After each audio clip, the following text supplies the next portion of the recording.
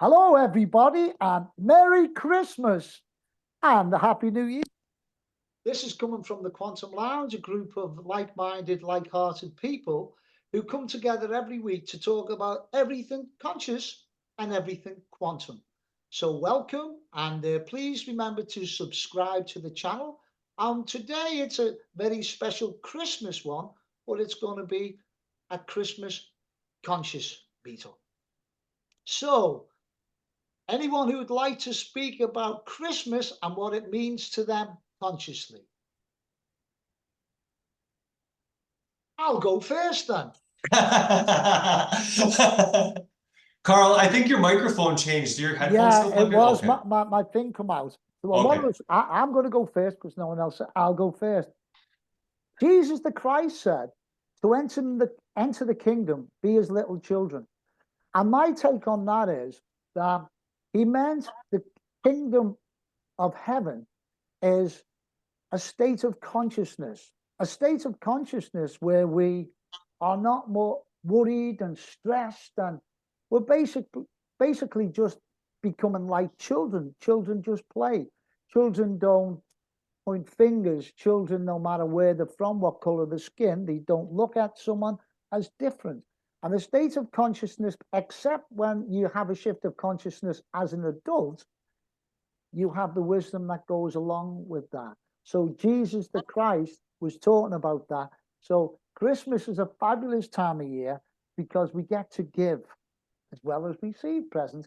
And everyone seems to be happy for that period of time, whether no matter what religion you're in, you probably do different celebrations, but no matter what celebration you have, it's usually with family and friends, giving gifts, receiving gifts, but more importantly, giving and receiving peace in your life. And it's usually a very joyous time, and it's a time when we're raising our vibrations of love, peace, and harmony.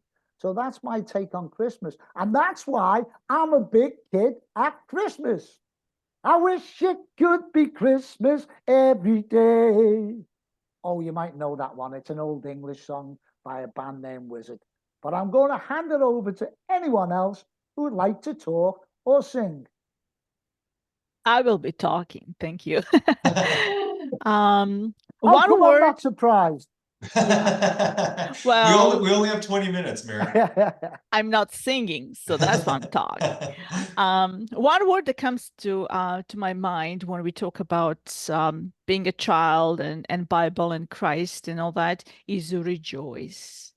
Word rejoice was repeated multiple times in Bible and throughout even the history and religion, whether you're part of it or not. You know, they try to enlighten people by saying rejoice about everything. And then Christ, continued that mission. And, my understanding, when he says, like, be as a children, be like a little child, it first comes to his teaching where he tries to tell people, lay all of your worries on me, and take my lightness, my enlightenment, because that's way easier path. So to be childlike, you first need to stop worrying about everything. Know that there is a higher power that takes care of a lot of those things. And you're basically just blocking that power to help you. You're kind of blocking yourself. You just need to get out of your own way to become like a child who doesn't worry about anything, because child understands the father and the mother will provide and everything is under control. So being like a child is like my second nature. I don't think I ever grew up and it feels really good. Typically people cannot sometimes even guess my age, because I neither feel nor behave nor think nor speak as somebody who is like, an older person. And I quite enjoy that. So being a childlike is, first of all, stop worrying about stuff and then allow a blissful life to come your way, and allow grace of God to lead you through this world. So Christmas to me is very special. And what I want to remind people is that without Christ's mission on earth, we wouldn't be going through ascension now. Without Christ consciousness, we wouldn't be where we are. Mind you, though, it took us 2,000 years to kind of work on it and, spread the light and make it grow and shine. But we're here, guys, right? So it is especially grateful time for me this year to realize all this, that thanks to the fact that he was born and brought the Christ consciousness back to earth and that little spark of light, we're now going through ascension. And so it's a very special Christmas for me. Thank you, Mira. I'd like to go next, and some of the things you touched on, Mira. There's a saying, glory to God in the highest. That comes first, and then you'll have peace on earth. So whatever your belief, people have different beliefs, different ideas about the divine, the God, the Father, the Christ, Allah. It doesn't matter. There is one superpower, super intelligence, whatever you want to call it, that gave you life, Your parents gave you form, but life, that comes from the divine. And we are all alive. We all have that in common. So whatever you believe, whatever you think about that creator or father or God, or whatever name you use, it doesn't matter. Or if you don't believe, again, it doesn't matter. Just be aware that there is some superpower that created all of us. I use the word life because you all have your own experience of that. We all have life. That's what we have in common. So as long as you're alive, give thanks for that. Let's lay down our arms. Let's lay down the conflict and fighting over our theories or our beliefs or skin color. It doesn't matter. We are all alive, and that's the important thing. What do we have in common? Let that transcend everything. Glory to God in the highest. Thank you, Alan. And also, there's a very simple thing that the Buddhists say, just because of what you've just said. And they say, you're it, I'm it, and that's it. It's that simple.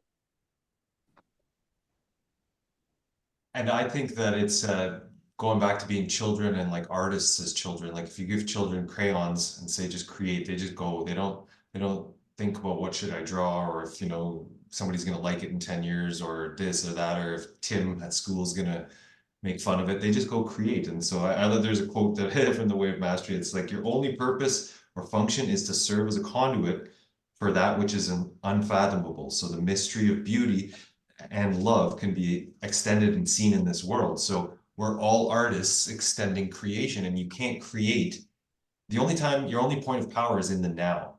You can't create in the past or the future. You can only create now. So to be like kids and jump full force into the present moment, that's what it's like. I'm lucky enough that the neighborhood park is right behind my backyard on the other side of the fence. So like it just brings me back to being a kid, because I listen to the games that they're playing, and they're just out there doing whatever, and it's it's always different, and they're just showing up and they're having a great time, and so there's not a care in the world. And lots of people think that, we can't live like that, we got to do this, we got to do that. And so trusting the spirit within us and listening to our heart rather than our mind is that becoming like fully trusting little ones, the way you would trust, like I think Carl said, like your parents. You don't doubt your parents would ever hurt you, God forbid. And most of us raised with good families, and so you trust them implicitly, and that's how we have to trust the universe, right? And so that's the real tough work, is going within. And also somebody, I think it was Alan, mentioned belief systems. There's belief systems, and then there's true knowledge of that. Even if we let it all crumble away, at the end of it, we are the creators. And that's, to be the last person on earth who wakes up is going to be like, oh my God, there's going to be somebody who's going to be like, it was me all along, creating my world with my thoughts. And if you can't see that the evil's not outside of you, or if you can at least relate to it, saying that I have that power within me, but I choose not to do that I choose to create beauty in right now. Like Carl said, I think before we started recording, what are you looking at? Are you looking at the darkness or creating the light? You have the two options. And so I think that's what Christmas represents. And for me, it's a little bit, there's other side to it. I always like celebrating the solstice, because when I was young, I kind of had the bad Christmas memories from childhood, being from a separated family. So, you know, but it was a story that I told myself for far too long, but now I'm leaning into it more. But I really do like the solstice and the transition time and the days and the going within. I think that's what it represents, because the days get so short, and it's like the sun setting on a cycle and then we get to open again. And for me, there's a lot of letting go around Christmas time, letting go of the past and really being present. And so I'm working on that every year. Thanks, Rob. So true. Yeah, it really is that solstice is kind of what the Christmas is all about. And it's like now we're going from that shortest day of the year, that December 21st, and then the light starts taking over. It starts coming back. And that's really the truth is, you know, light is true and darkness is like it's not true. All you got to do to get rid of the darkness is shine light on it. So we need to shine more light on the darkness and see this true reality of what we are. And it's kind of like you were saying too, Carl, about, you know, being like children. Like children they come in this world very pure and light. And then we get programmed with all these, you know, rules and, you know, how to fit in and how to survive. And we've kind of depended on our parents and all that for many years. And we need to go back to that purity, and it's really like purification that we need to do is go back to that pure essence of who we are to really, you know, tap into this Christ consciousness. Thanks, Mike.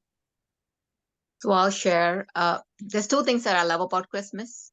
One is because you get to meet all your family and friends, and everybody just decides. It's a choice that most people make during Christmas to just be more happy and giving, and they take an initiative to go and call and wish and send cards. And I find during Christmas the vibration is a lot higher. People are happier, and it's so contagious. When one person sends a Christmas card, you open the card and you just have this, your heart opens up, and then you want to write a card to that person or the next person.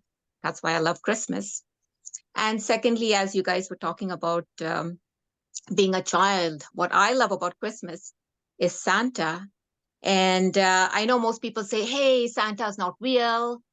But that's what's the best thing about Christmas, because you get to imagine, you get to wish for anything you want. Like my son says to me, Mom, I think you lied to me. Santa's not real.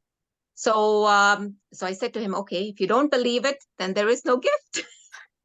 So it's your choice. If you want to believe, when you believe, you receive it. And if you choose not to believe, I don't know what happens. That's up to Santa. So I find Christmas is, it lets that imagination wild with children. It helps them dream. It helps them expand into the cosmos and what else is out there, right? So I love Christmas, and here's my jingly stuff. Well, Thanks.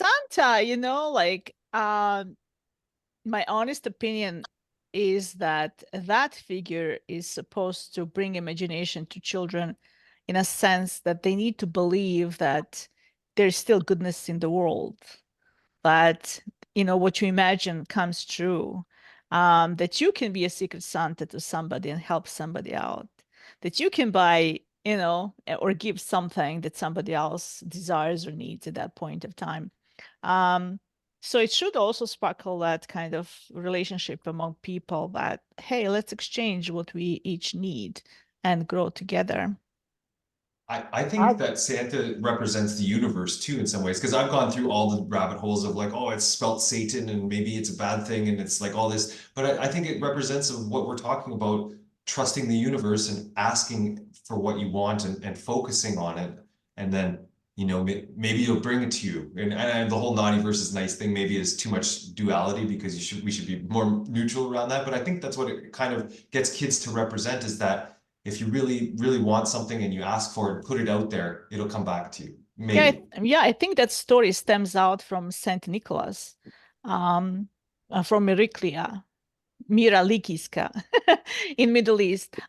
He was a saint, and he was known about that. Like every time he heard that an old lady or somebody, like, you know, single mother or somebody was struggling, he would go during the night, and he would just kind of dump some money. He didn't want people to know that it was him, but he will be circulating around helping people.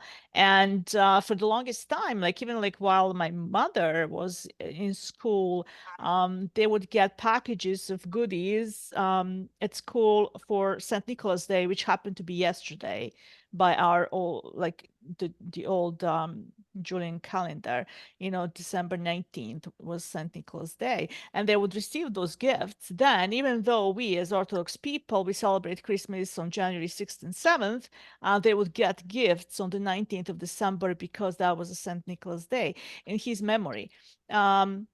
You know, so, you know, good people still exist, and we should all try to continue that. And, you know, not to buy meaningless gifts just so somebody, you know, feels good about it, but to really think about, okay, who needs something that I can help with?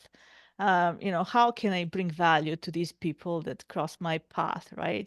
You know, Michael Beckwith talks about that a lot. He's big on it. Like, you know, like wake up every morning and say, you know, instead of complaining, okay, I have to get up again, go to work and do this and that, whatever, you know, he says, like, start the day by question, how can I bring value to those individuals that come into my life today? And The main everything, man, Michael Beckwith. yeah, yeah, Such everything shifts around beautiful you. wisdom. Sarah, Kevin, like to say anything? No? I just like Christmas because of the Christmas songs. Have a driving in the- holly jolly Christmas. Go, I love Sarah. I love driving in the car and then Okay, we got to balance it out with the dark side of Christmas too, though. I'm just kidding. no, especially what's that song? What's his name? Oh my God, I love this guy. Oh, Jose Feliciano. What's that song? Feliz Navidad. Yes. When it comes on the radio and I start screaming and singing while I'm driving, and I look over and I see people, they know what I'm singing to because they're doing the same thing. Sarah, sing it, sing it. Feliz Navidad. That's it. Feliz That's all you get. Navidad. I You want wanna more? You wish gotta buy a you a ticket. Merry Christmas. I wanna wish you Wish a you a Merry Merry Christmas. I I wanna Wish you a Merry Christmas from the from bottom of my heart. Feliz. Feliz Oh, Navidad. at least it's nearly done. Oh no, that's a wrong one, isn't it? Yeah, it's a magical time of year. It really is. It's so beautiful. You know, it's funny. You just triggered a memory years ago when I was like in my early 20s. No, I didn't have a car yet. So I was driving. I took the bus and we all met this lady at a local, like we all carpooled together to work. And it was a really horrible day. And we were getting to Margot's car and we're like, should we go into work? Shouldn't we go to work? And this is way back in the day where it wasn't like you can work from home. And here we're like grumpy, we're cold, and should we go? And this was on Yonge Street, Yonge and Comer. There used to be a pub there. And there's a guy outside shoveling the snow singing, I'm dreaming of a white Christmas. And we started laughing and it switched Just like our a whole ones I mentality. used to know. Sorry, So you sis. see, sometimes just watching him, he wasn't grumpy. He had to clean the snow because people were going to start coming in. And we started laughing and our whole day shifted as to how we're going to get to work and what fun we're going to have driving. We're going to be late. Or it's very interesting how your mind can shift just seeing one little nugget of positivity. Well, Sarah, that is a very important point because happiness is a state of mind. And I talk to the children. I'm very blessed to teach children every day. And I ask children, how do you feel when you think sad thoughts? And they answer, sad, of course. And then I ask them, how do you feel when you think happy thoughts? Happy, of course.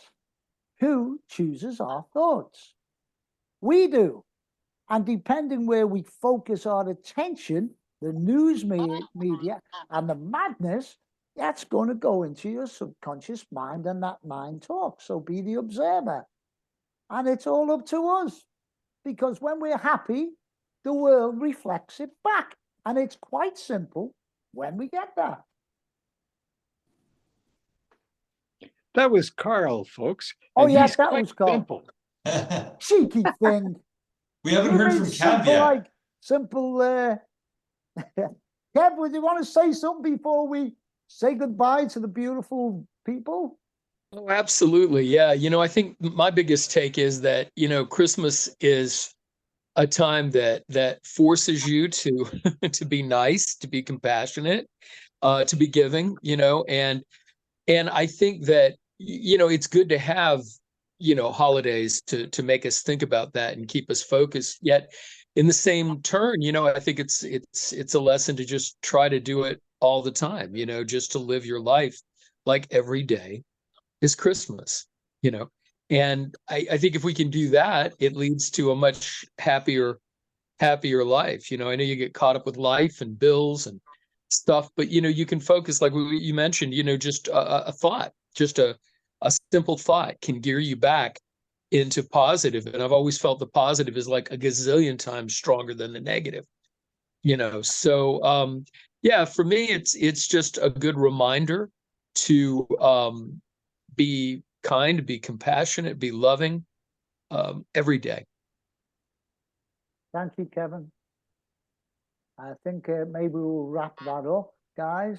And it's been beautiful today. And for people watching, hopefully you've gained some wisdom today from all these beautiful souls that, as I say, we just meet every week to talk about the deep things in life, which are very, very important, rather than be looking outside with all the craziness that you might think is going on, but there's many, many, many, many more good things happening in the world than what you see on TV, because they just put that out there for ratings and people get sucked in with that and then they want to watch more. So remember, where attention goes, energy flows. Merry Christmas, my friends. Merry Christmas. Wait, guys. We're gonna finish off by singing. I know we're all gonna be. I think that's gonna make it funny. Let's all sing. We wish you a Merry Christmas. I wish We you wish a you a Merry Merry Christmas. I wish Christmas. you a Merry Merry Christmas. Christmas. A Wait, happy that was New horrible, guys. We need to Year. start that over. Let's start. What about have a holly jolly Christmas? Christmas. Just It's because the best Carl It's the wants best to time time of of the the year. year. That's all I I know. don't know if there'll be snow, but have a cup of cheer. Have a holly jolly Christmas when you walk down the street. Oh. Say hello to the people you know and don't look at their feet. I mean, oh no, that's not right. Merry Christmas, guys. And sorry, it's gonna be green. Bye. Bye. Living away.